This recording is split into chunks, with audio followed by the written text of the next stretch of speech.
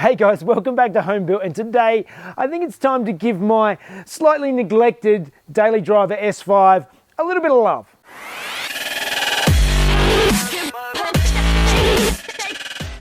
Alright, so I'm going to have a little bit of a break today from the work on the Ferrari engine Alpha project I've been doing and my Porsche 911 engine, which I've been building concurrently, because I thought I'd need to take on more work. And basically, I've been driving my Audi S5 now. I've had it for about 3 years now and put maybe 20 or 30,000 kilometers on it. But every now and then I started getting a few check engine lights. Particularly, they were coming up showing that it was running rich on a bank, or one bank or the other. And a lot of these issues, I believe, are down to the fact that this is a direct injection engine and it has some carbon build-up on the valves, which is a really common thing for a lot of the German cars, particularly in the late 2000s. I'll take you through now just a bit about what the actual issue is. So excuse my very, very crude drawing here, but essentially what the manufacturers decided in the late 2000s was to come up with direct injection engines, where they essentially had a fuel injector that injected fuel directly into the cylinder of the engine. I'm not sure if that was to save money or what the actual idea was, as opposed to what old cars used to have, the injection up in the inlet somewhere, and the fuel would be injected in with the air that's coming in from the inlet, and the fuel would go over the back of the valves as it comes into the engine. And one of the effects of that was that it would actually clean the valves off, clean the back of the valves as it goes through. And due to the fact that some of the crankcase pressure gets put back into the inlet, you get oil, etc., that comes back into the inlet, and the oil sits on the back of the valves, and over many, many years, it builds up this nasty deposits on the back of the valves, and it restricts the air coming into the engine. So that's why I'm getting these running rich error codes. So my task today is to try and actually get in and clean up this gunk off the back of the valves so that the car runs the way it should, and hopefully it'll gain a little bit more power in the process. Now, I already did try a couple of other methods to fix this. I actually got somebody out with a carbon cleaning system that plugs into the air inlet, and he ran it for an hour or two running the engine, and that runs basically vapors over the back of the engine, like water into the engine, and that sort of turns to steam, and apparently it cleans the back of the engine.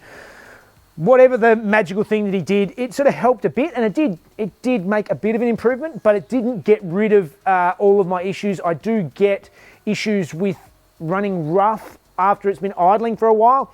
If you're sitting at a set of traffic lights for a couple of minutes, after a couple of minutes it starts really idling rough and it doesn't like it. So I'm going to do, I think, the only real way to fix this issue is to actually physically get in and clean everything, and that means pulling the inlet manifold off of the top of the engine so I can get in and actually clean off the carbon buildup. To help me with that, I've actually gone to eManuals online, and I've got the manual, the factory service manual for this car. And the benefit is that they have the service manuals for pretty much any car you can think of, and they give it to you in a digital format so you can go through, you can have the exact manual there, so you can go through and it'll tell you step by step, as it tells the dealers, how to repair every little possible thing you could have on your car, which is a really handy little tool. If you go down into the link in the description below, it's an affiliate link, so it helps out this channel, and it doesn't cost you any extra. It just helps me out a bit. So please click on the link in the description, go and grab a manual for your car. But anyway, let's start getting into it. I've really got to keep this car on the road, so hopefully it's not going to take me too long. So let's open it up and start getting stuck in.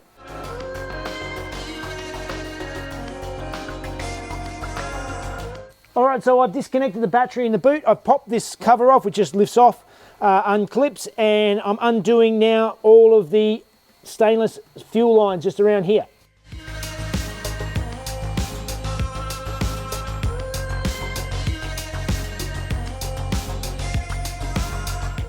Another quick tip, those of you who watched my videos before will have seen this already, but I cannot stress enough how good it is. Get yourself some of these cheap plastic parts boxes. I'll put a link in the description to something like this.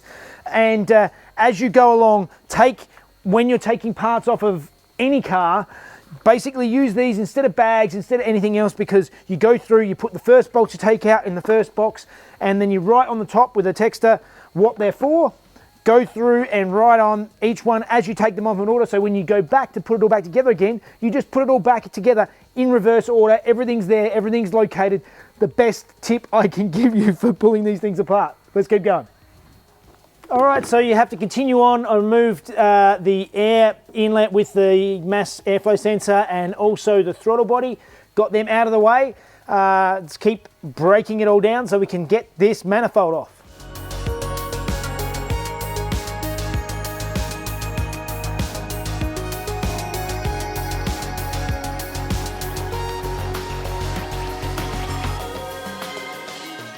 All right, I think I have got everything unbolted now. I've disconnected all of the vacuum lines. It's a bunch of bits and pieces. I highly recommend using the manual. It should make things much easier, because this is not like a simple older car intake. This has got so many bits and pieces connected to it that you really need to know what to undo and when to undo it. And hopefully this will all come off nice and neat and simply, but let's see how it goes.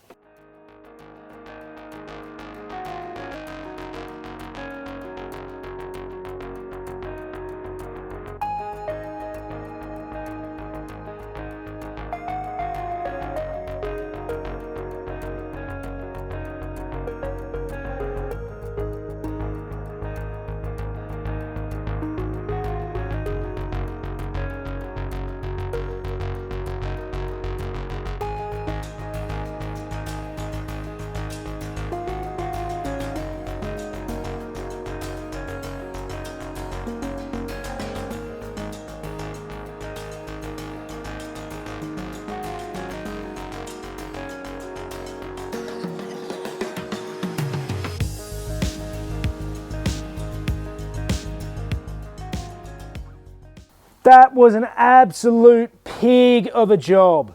Getting the electrical clips off of the front edge of this. There's no space to get down in here between the plastic radiator support and the manifold here. And you have to get all the clips off to be able to get it out, and then wrestling it out, but it's out. And let's give you a quick look at what we are actually dealing with. So you can see it's really black down in there. I don't know if you can actually, definitely needs a good clean up. All these holes are just, some of the back ones are a bit oily and it's just a bit horrible, and needs a very good going over and a good clean.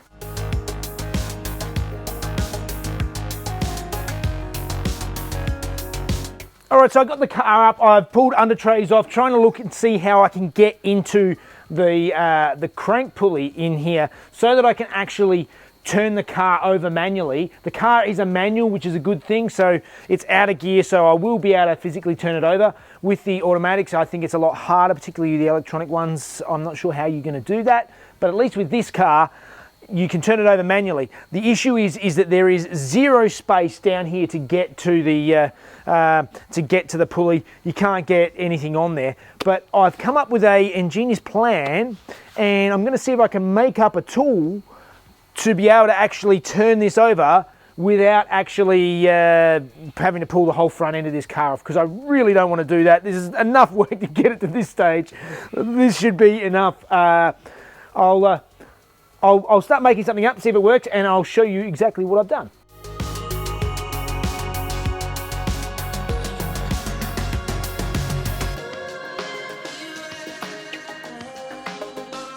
All right, a bit of playing around and a bit of backwards and forwards, and I've made myself up my tool. So what I did is I got a piece of angle iron and I cut out a notch to give myself some clearance and left a tab on the end. And this tab here, it's 28mm wide for those who are interested. And basically what this does is it slots between the 8 Allen head bolts on the end of the crank, and I can sort of slip that in between the bolts and then turn the engine around, and it seems to work. It is bending slightly, and I'll play it by ear. If I need to, I can probably weld on a couple of braces either side just to strengthen it up a bit. But that is hopefully going to do the job for me. So now I can actually turn it over and close up the valves that are currently open. So I can do all of the valves and get it all clean, and we should actually be able to clean this thing up. And then I've got to try and put it back together again. That's not going to be fun. Okay, so before we start cleaning, we need to work out which ones we can clean and which ones we can't. You can't just go cleaning all of them, because there's some of the valves that are actually open. That's why we had to work out how to turn this car over. And I've just gone in here, and you can see here, it might be hard to pick up on camera, but this number 2 is wide open. 1 is partially open, and 7 looks like it's closed, but it may actually be slightly open. And basically, I looked up the firing order, and it goes 7 to 1. So those 3 are open, the rest are closed. So I'm going to block up the open valves and start cleaning all the rest, and then we'll have to turn the car over to be able to clean the last couple.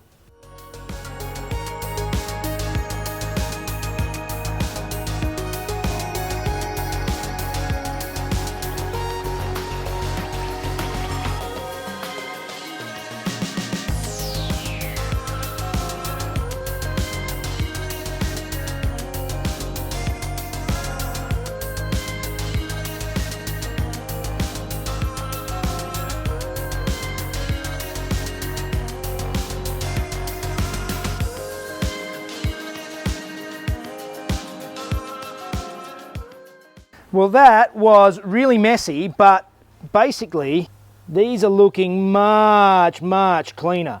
They're not 100% perfect, but they're so much better than they were.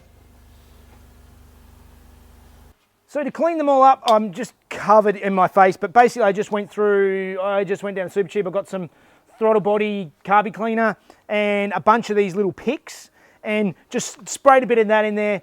And also got in there with, I've got a brass wire brush on the end of the drill. Got in there with a wire brush, and this is nice and soft, so it's not going to do any damage. The picks I just use for any bigger chunks, just some of the crevices around the edges. You don't want to scratch up inside there too much, but I'm really happy. That has cleaned them up a whole heap. I mean, they're not immaculate, but they're way better than they were. There's no big build up on them anymore. I am quite happy with that result, so I'm going to go through now. I've got to try and rotate the engine so that I can get to the last 3 cylinders, and then it will be time to put it all back together again. I'd also like to mention that I cleaned out each of the holes thoroughly with the air blower, making sure that there was nothing left in there, no residue, so that when I rotate the engine and open the valves up, you don't want anything falling into the cylinders.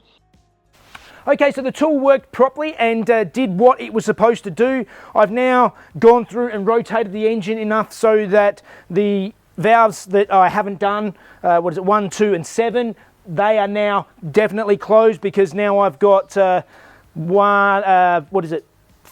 4, and 8 are partially open, so I know that they can't all be open at the same time. You can have 3 open pretty much, but the others are closed. I've made sure they're all closed, so now I'm going to block up the ones that I've done, clean the last 4, and yeah, then hopefully we have to try and put this thing back together.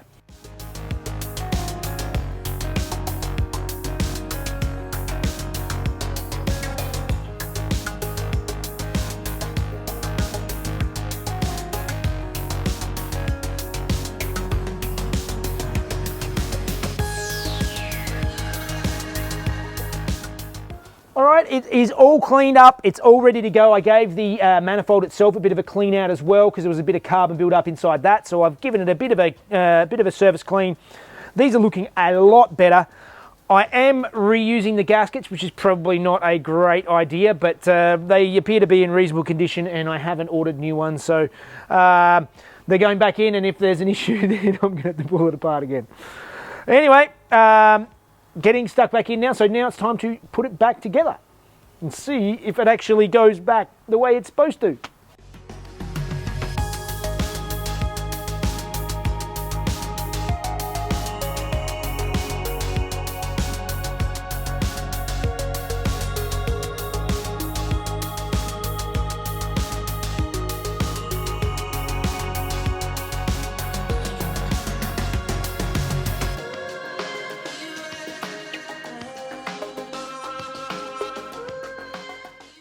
Okay, now we've got the manifold sitting back on here again. It's time to tighten it up. And there is the correct sequence of tightening it. So you need to go through, basically it's from the center and working your way out. Like most things, like tightening out down cylinder heads and everything else. Look it up, the details are all there on that online manual. It's well worth using that manual. It's come in very, very handy. Let's keep going.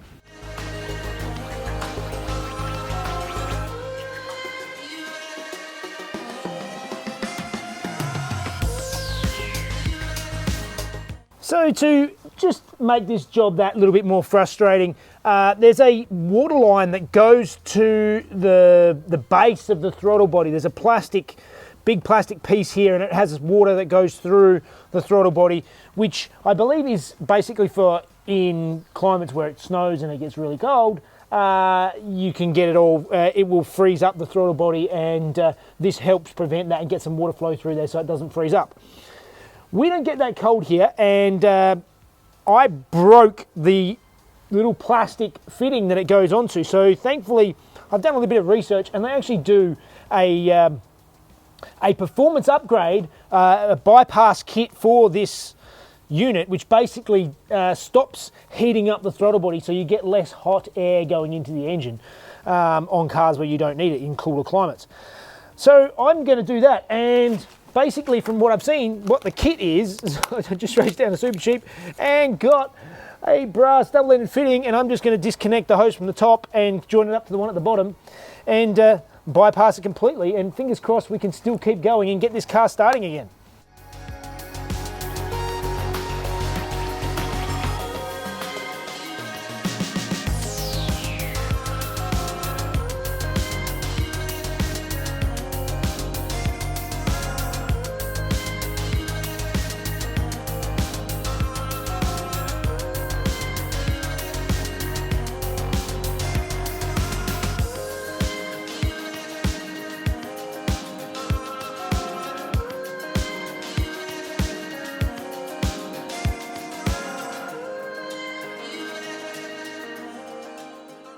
All right, that was a lot more work pulling this apart and putting it back together than I thought. After I got my head around it, it actually went back together pretty easy, particularly because I had to do it twice because I had a hose pinched in the wrong spot and I had to undo it all and then do it up again. But hopefully now it is all fixed, all clean, and it's going to be good. I know that there's no fuel in the fuel line, so I think it's going to have to crank for a while, and I need to top up the water lines. Hopefully my bypass on the throttle is all good and that all works. Fingers crossed on that mod. One mistake that I did make that you probably shouldn't is I closed the boot while the battery's disconnected, and it's only electric opening. There's no key option, so I'm going to have to try and work out how to open it, or I might have to climb through the back. I might be able to get through there enough to pop the boot, and then I can connect the battery up and then hopefully start the car.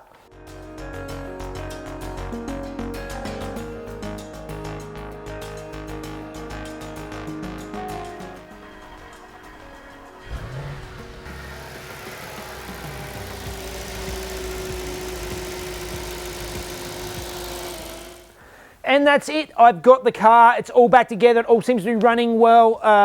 Doesn't seem to be leaking. There are no error codes, which is a big one. So I highly recommend checking out eManuals online. This job would have been a lot more difficult without it. On my older cars, I'm reasonably handy and can work things out.